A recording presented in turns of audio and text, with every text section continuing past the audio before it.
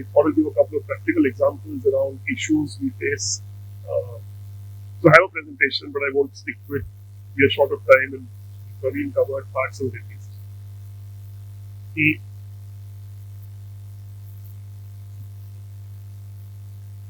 So what we are facing today compared to at least 20 years ago, or maybe even 10 years ago, is an excessive amount of time that we are using the internet. Pretty much each one of us.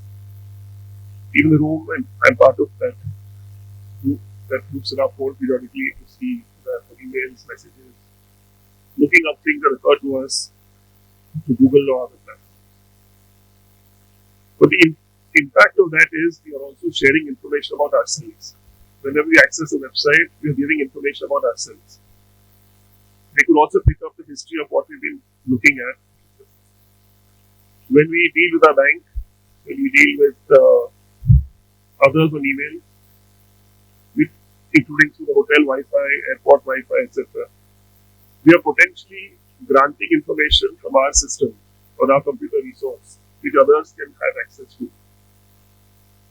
What happened to me last week, or my firm last week? We actually had a few of us receive emails from somebody who claimed he had received an email bearing DSK Legal logo, claiming DSK Legal is hiring lawyers, putting a number as to what DSK Legal is going to be paying the lawyers it is hiring, then saying in order to get a job, you transfer so much money by UPI to so and so number, which was not a small amount, but a proportion of what they would earn if they joined DSK as per this email. So, what do we do as lawyers? We say we have to take action. So, we file a police complaint. And the police station, a partner of mine goes, who does this kind of work, is supposed to know how the police think and work as we are supposed to know how judges think and work, and regulators do. So, the person assigned the complaint says, have you lost money? He said, no. Why do you come here? If somebody is impersonating us, somebody may lose money and we may get blamed in the bargain. Don't waste my time.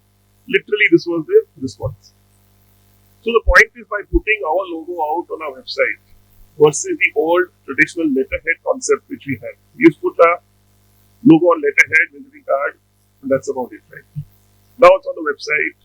It could be on an email. It could have information we're not supposed to be actually giving, but we like to give because we want to try and attract attention, whether it's for work or other purposes. So it's an issue which I don't have an answer to. But on reflection, the only way, and I believe this over several years, I genuinely do not believe, sad to say, that the legal system is going to provide an answer to these problems. It has to come from technology.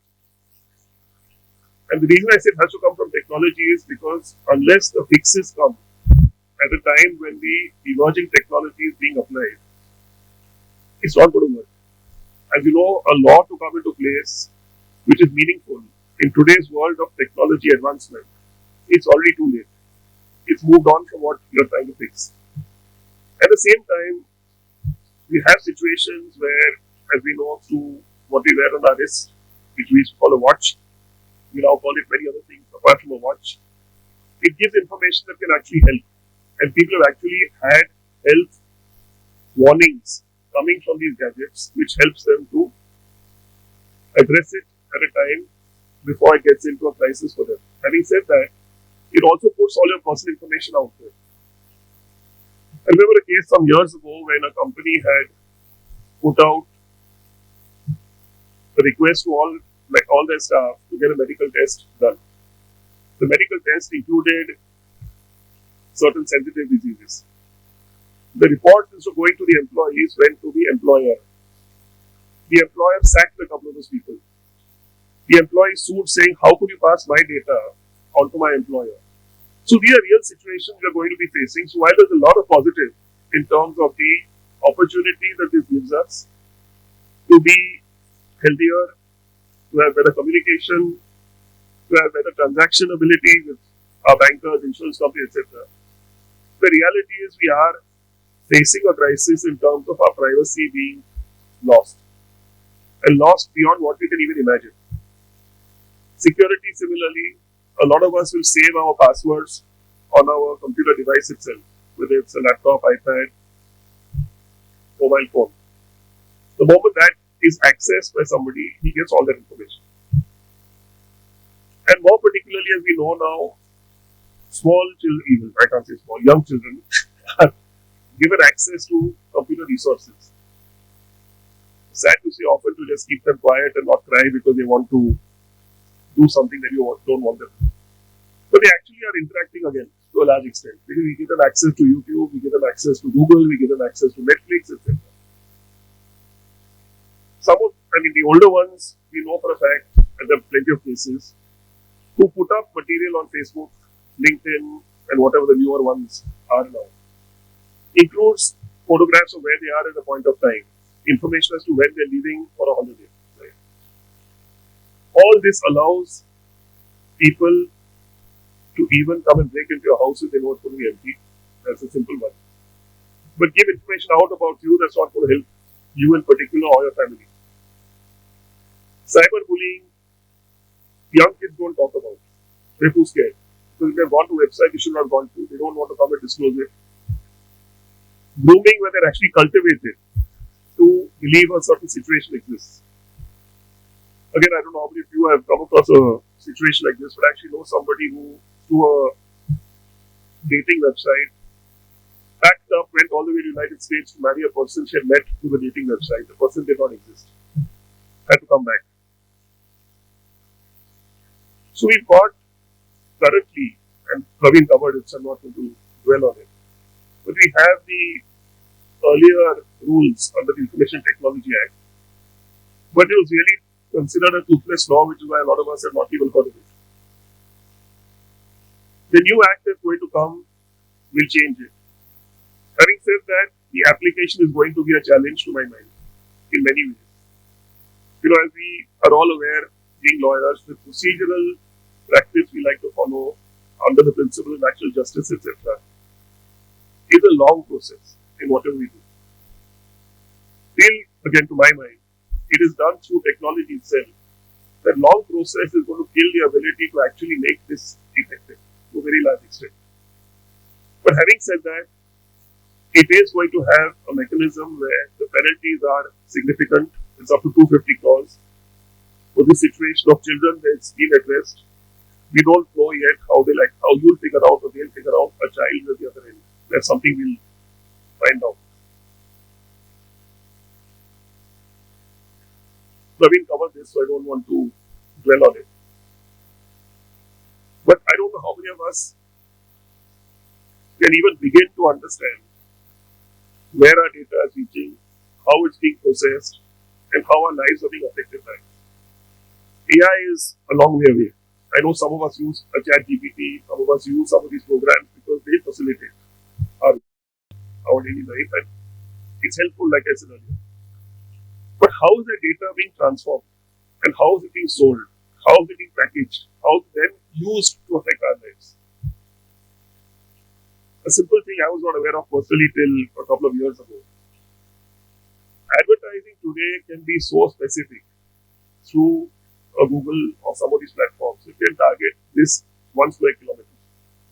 It means that specific. It can therefore be aimed in such a clear way to a particular audience to influence your thinking. To promote a restaurant, for example. A restaurant will not have more than certain geographical coverage. But the restaurant gets to know who you are, what your food habits are, what time you eat, etc. They can send you messages that time, just because the information is available to them. Do you want them to have the information? I don't know. But they have it. And they're using it today.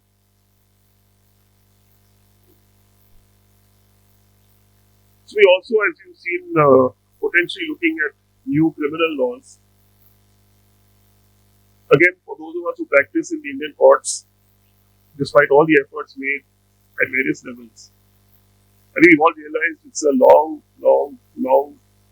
expensive, and more expensive journey today to actually implement a criminal, forget the example I gave earlier, but a criminal proceeding in the normal course also.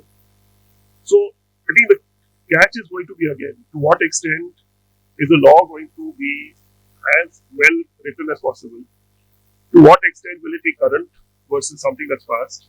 And to what extent will it actually be enforced in a manner that it should be enforced? I don't have an answer. I doubt anyone has an answer today. But it's a challenge. I had a matter in the court a few months ago, and I learned something. So the other side had actually produced an email with an attachment that they claimed that this person claimed to have sent from his account to his own account, his Yahoo account to his Google account. And it was to create a record like we do for copyright sometimes as to my work is come into existence. Interestingly, what he annexed to his affidavit had the sent email going 3 hours 40 minutes after the received email. So we took it up with the judge saying, look, it can't be. He did not have the instrument anymore, the device. So there was no forensics that could be done. Various deliberations went on. Was the time difference between this part of the world, that part of the world? Finally, everyone realized there's no part of the world which is 3 hours 40 minutes from another part of the world. So I got a tech person involved. He said, no problem. I'll put an email from the same person to you at that time into Yahoo. I'll give you a printout with all the stuff that looks like a Yahoo sent item mailbox. This is what's happening. Okay. Deepfakes, have you seen deepfakes? I find it fascinating. So I was actually wanting to put up my voice and Tom Cruise's image, but I decided not to. So the opportunities are great. Like I said, we are using it, seeing it for EdTech, training. We can do training across the world today if we want to, communication around the world. There are many programs that help our English improve the language, that help us become concise and proper in the way we communicate and writing, etc. But the challenges are some of them what I spoke about. Praveen spoke about some. Interestingly, for those who do matrimonial cases,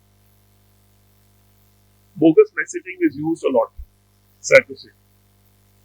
People are actually creating messages in the spouse's name to show the court, whether it's SMS or a WhatsApp or an email, and using it as a ground to get divorced. It's also happening in other areas, but this one in particular I found very unfortunate. So how much of our information can be made available to people? Today we've got Digi Yatra, for example, to facilitate passing through the airport quickly.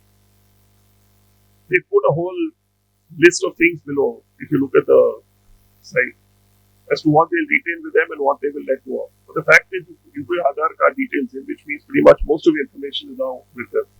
They now know you're on this flight going at this time from point to point.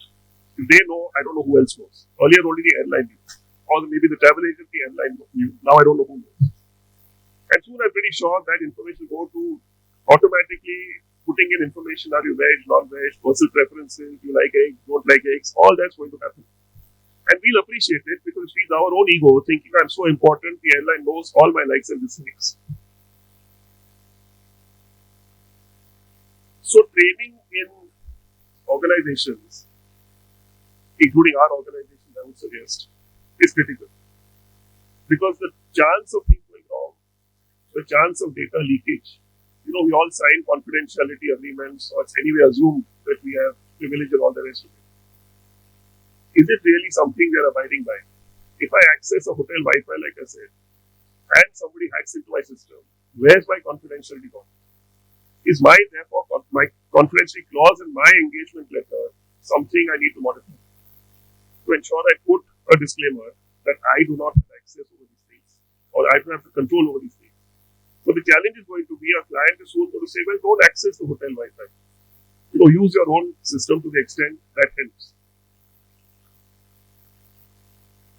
So the other conundrum now that's going to come up is in terms of copyright and maybe other areas of intellectual property. If it's created by AI and not by human beings, will it qualify? In music, it's happening a lot.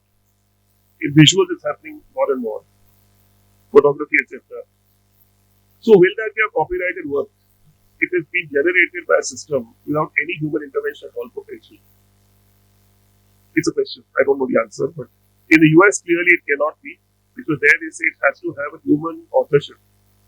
You can use a machine, but you have to be using the machine. It cannot be the machine or the system creating material itself. In India, we have got slightly different view, where we say that potentially, if I create a program that creates a musical work, that's good enough for me to get the copyright, as of today's law, as I understand it.